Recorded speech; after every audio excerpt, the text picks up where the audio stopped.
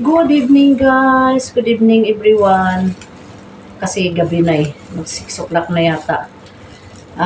Magsipad-sipad tayo ng ng saluyot kasi magluto tayo ng saluyot. Yung Arabic foods. Yung binili ko kahapon ba, pumunta ako sa Kahil kahapon, bumili ako ng saluyot. Tugabang, sa probinsya Tugabang, ayan o. Lulutuin ko. Lagyan ko ng manok. Kasi po, ilang linggo na hinanap ko itong saluyot na to pero hindi ko matagpuan. Pero kahapon, kagabi, na-booking ako papunta doon. Ayun, nakita ko, daming saluyot na. Ayan guys, so, tingnan yung saluyot. Ayan. Pinipili ko lang siya, yung magandang dahon. Ayan, pinipili ko. Tsaka mamaya, tayo.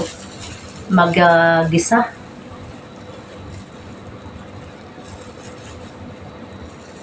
Samahan nyo kung mamaya mag-gisa, guys.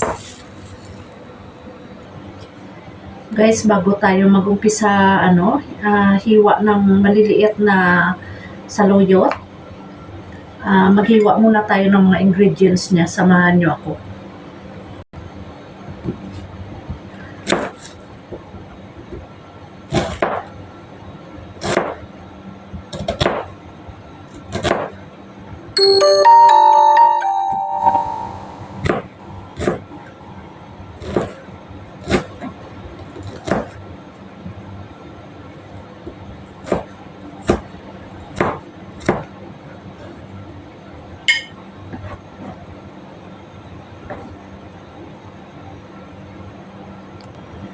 Tapos ito guys, yung bawang. Pagkatapos ng sibuyas, ito bawang natin. Hiwain natin para ilagay sa dagdag sa ingredients natin. Igisa muna natin yung manok mamaya. Titingnan ko anong proseso ang paggawa ko sa Arabic Arabic food sa saluyot.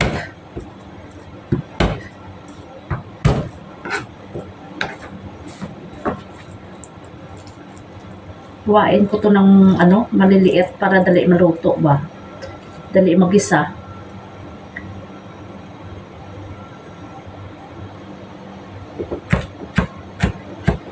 Ito na guys yung yung bawang. Ayan na. Dagdag ko na siya ng maliliit. Para dali Yan, lagay natin dyan. Malinis naman yung kamay ko, nagugas ako. Huwag kayo mag-alala. Wala akong virus. Ayan. Ayan na siya. Tapos, kamatis. Hiwa tayo ulit ng maliliit na kamatis. Hindi na yung... Yan. Maliliit na kamatis, hiwain natin. Ganitong pagprosya, hiwa ng maliliit. As in, maliit talaga guys. Maliit na hiwa.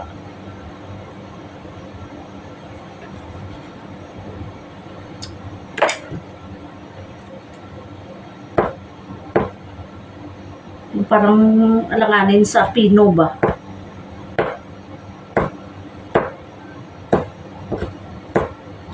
Ayan guys, ganyan lang siya kaliit. Pero kailangan marami. Ayan, maraming kamatis.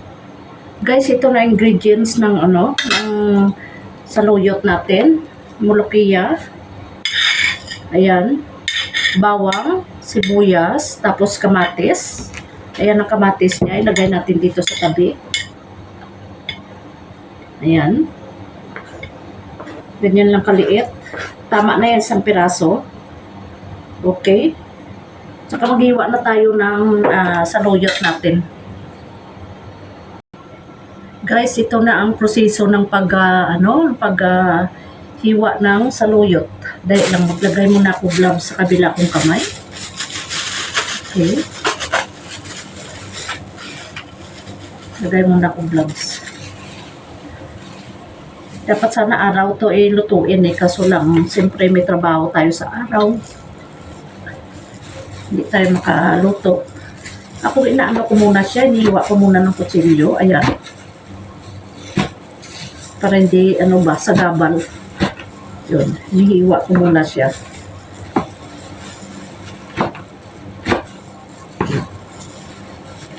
Yan, ganyan guys, paggagawa. Okay. Ngayon guys, ito na.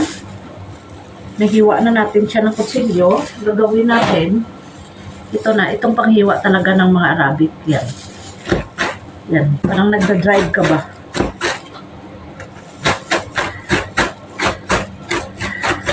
Para mapino siya.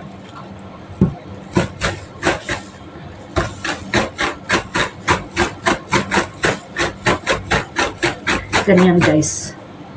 Yan ang ginagawa ng mga Arabic people yan. Pwede rin kutsilyo, maliliit masyado. Yung iba biniblender, kaso lang kung blender mo, parang tubig na lang kalabasan. Ayan siya guys, ganyan.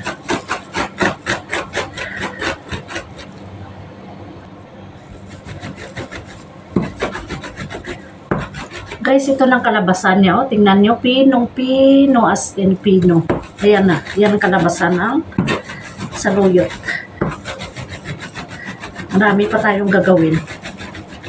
Samahan nyo lang ako, guys.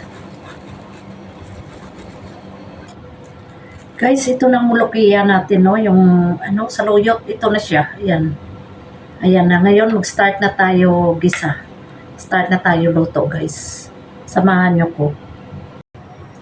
Guys, mag-start na tayo luto. Lagyan natin ng mantika.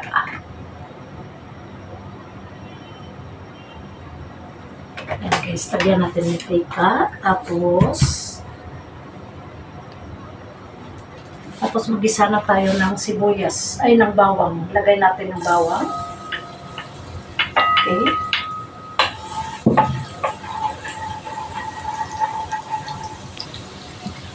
Sunod natin yung sibuyas, guys. Ayan. Onion. Sunod natin.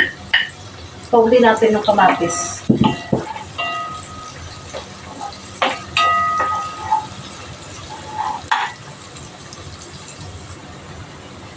Guys, ilagay na natin yung kamatis. Ayan na. Yung kamatis.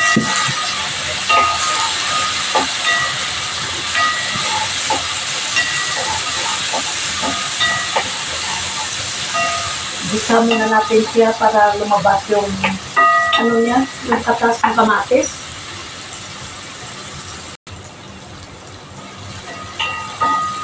Gisa na natin yung manok, guys. Ayan yung manok. Malinis na manok kamay. Ayan, gisa natin yung manok.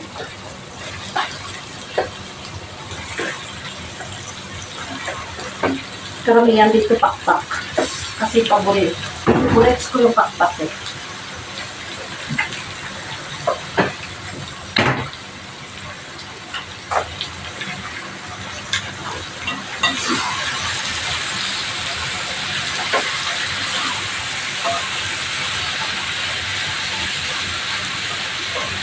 Gisa muna natin siya, tapos pag medyo brown na guys, saka natin, lagyan ng tubig.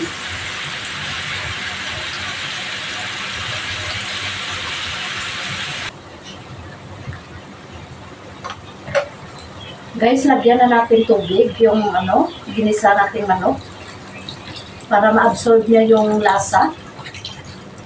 Nilagyan ko na siya ng mga yung mga ingredients niya. Yung chicken cubes, tapos magic sarap. Nilagyan ko na siya para para may lasa na siya. Ayan. Hintayin natin siya kumulo, tapos medyo malambot na maya bago natin ilagay itong saluyot. Guys, ayan na, kumukulo na yung natin. Ayan na guys, kumukulo na siya. Pag lumambot mamaya ang manok, saka natin nilagay yung saluyot. Takpan muna natin guys, konti.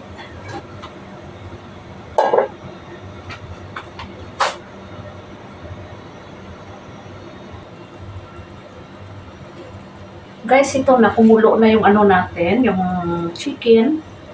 Tsaka malambot na siya. Ilagay na natin yung saluyot.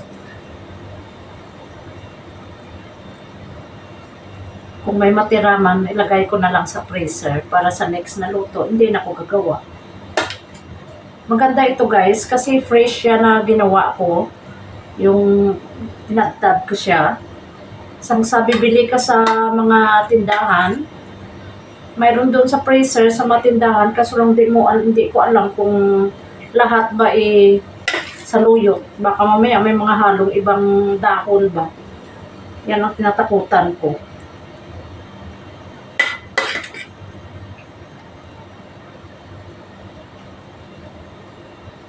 Wow, sarap guys, oy. Puro saluyot. Paborito ko to. Diyos ko. Pati si Mr. Itong paborito ng mga Egyptian na luto. Ito talaga paborito nilang gulay. Ubusin ko na lang kaya to.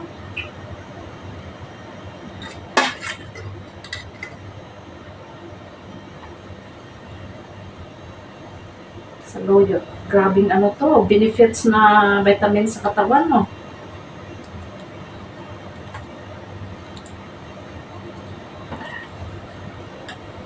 Yan guys, oh. Tingnan nyo, oh. Wow!